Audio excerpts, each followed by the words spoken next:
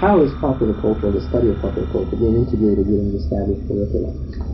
Well, where I teach, at least, it isn't being integrated very well. I get all kinds of negative responses that we're selling the Ivy walls with, the likes of television, which I study.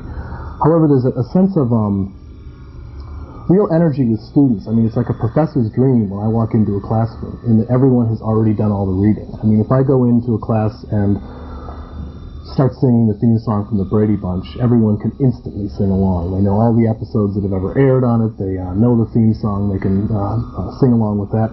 If I go in and start the soliloquy from King Lear, nobody will sing along with that or know what I'm talking about. So there's this huge body of knowledge that students have about television and other popular cultural products as well that I think is real interesting to tap. I mean, it's this energy that students have already that you can use to do the more traditional types of things. And for example, in a Shakespeare class, you go in and first you've got to read the play once through to see what happens to it. And then you've got to find out a little bit about Elizabethan England and about the Globe Theatre and about Shakespeare himself. And by the time you can really get in and roll around in the play, the semester's over and you've never really done anything with it. Whereas with television, you walk in, they've already seen all the shows. You can then tell them that the same producer that did Brady Bunch, Sherwood Schwartz, did Gilligan's Island, and they can start making comparisons there. I mean, there's a sense that you can do graduate school level criticism right off the bat on day one in a freshman class, as opposed to waiting for graduate school or waiting for senior year to do that kind of thing. And it's just one of the reasons I went out of the traditional field. I was in political philosophy and art history to television, is that ability to really start doing what I always wanted to do in the college classroom anyway, and be able to do it immediately. So I think it's important to acknowledge the usefulness of that body of work, as opposed to simply say that people should have been studying their Keats and their Shakespeare as opposed to watching television. What kind of strategies do you use? What kind of studies do you use to students for the analysis of popular culture? Well, in my case, we actually look at the programs themselves. I mean, television's been being studied for a long time, but it's mostly in terms of how does it affect violence in children, and how is it corrupting us, and all that sort of thing. More sociological studies.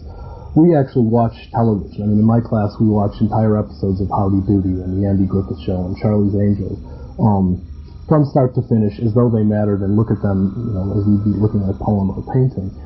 And, I mean, in a class in Renaissance painting, you look at paintings by Renaissance artists. In a class on romantic poetry, you read romantic poems. It doesn't seem all that unusual or unlikely that one in the class on TV should watch television programs. The strange thing is, and that's one of the things I like about the popular cultural organization, is it's one of the few places where you can acknowledge some sort of personal feeling towards those texts as well. I mean, if an English professor is expected, is allowed, it's okay if he loves Shakespeare or she loves Shakespeare. It's almost something that that's why you go become an English professor in the first place. A music professor can love Mozart and is expected to do so. I am certainly not supposed to love television. I'm supposed to show students how indicted, how it corrupts us, how it's making us violent, how it's taking up our time, our attention span has gone down the drain, and so forth. The sense that it's always a thing to be indicted and to be exposed, as opposed to something something to actually like. My favorite story is I went to a concert once with a dean and a music professor from another school, and after the last symphony played, it was by Mozart, the lights came up and the music professor had tears in her eyes and was visibly moved by this. And you could see the approving look on the dean's face, as much as to say, boy, this music professor knows her stuff so well, she can be visibly moved to tears by Mozart. Let's give her tenure when she comes up for it.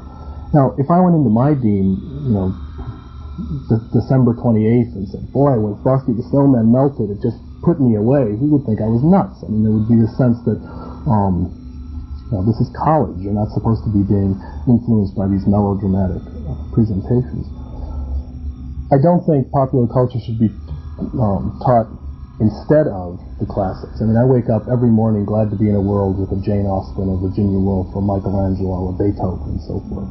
But I also wake up to be glad in the world with shopping malls and Big Macs and television and video arcades and so forth. And I think all of that needs to be seen as a large body of culture, which is as susceptible to study as any of the things that we traditionally study.